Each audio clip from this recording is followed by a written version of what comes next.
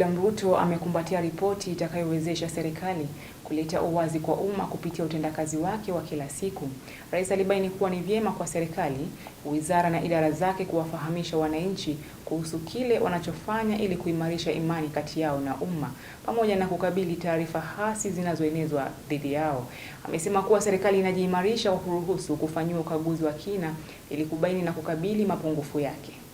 Katika juhudi za kuhakikisha kuwa serikali inakuza imani kati yao na wananchi wa Kenya kuhusiana na shughuli zao za kila siku, Rais William Ruto amezindua ripoti maalum itakayoangazia na kuweka uwazi wa serikali ya kitaifa na idara zake kwa umma ili kuwafahamisha wanaotekeleza kila siku, akiamrisha wizara zote kuhusika kufanikisha hayo. I will instruct the head of public service to make sure that all government departments, ministries, agencies avail all the information to this exercise so that we can openly report to the people of Kenya where we are and where we are going. This administration remains firmly committed to building a more open government through greater transparency, stronger accountability, wider access to information, and continued digital transformation. Rais akibaini kuwa serikali inayojiaminia haiogopi uchunguzi wa kina bali inashirikiana kutoa taarifa, wala haidhoofiki kwa kukubali mapungufu yake, bali hiyo ndiyo njia pekee ya kujiimarisha ipasavyo. A confident government does not fear scrutiny.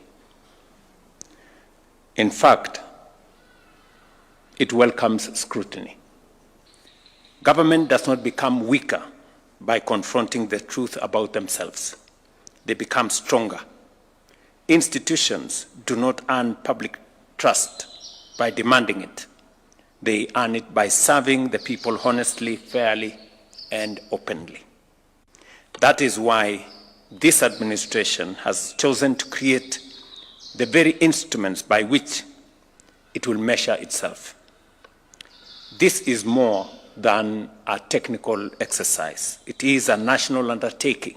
Katika hotuba yake akiweka wazi kuwa wakati huu ambao taarifa hasi zinatawala mitandao, serikali inalazimika kuweka taarifa za kweli zilizobainika kwa umma ili wasije kupotoshwa zaidi. With so much information available in the public space because of technology, and with the accompanying challenges of misinformation and fake news, openness now is much more important even for government than anybody else. I think government needs openness more than any other time in our history.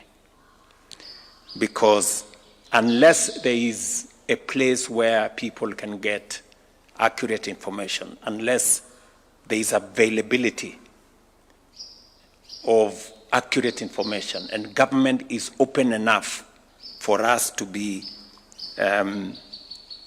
to account for whatever is going on, then we could easily be swarmed by misinformation. Aidha, ametoa mfano wa utaratibu wa serikali wa e-procurement ambao wanasema kwa kiasi kikubwa unaleta uwazi na hasa upeanaji wa kandarasi kinyume na siku za awali. Fredrick Kwambua, Undugu TV.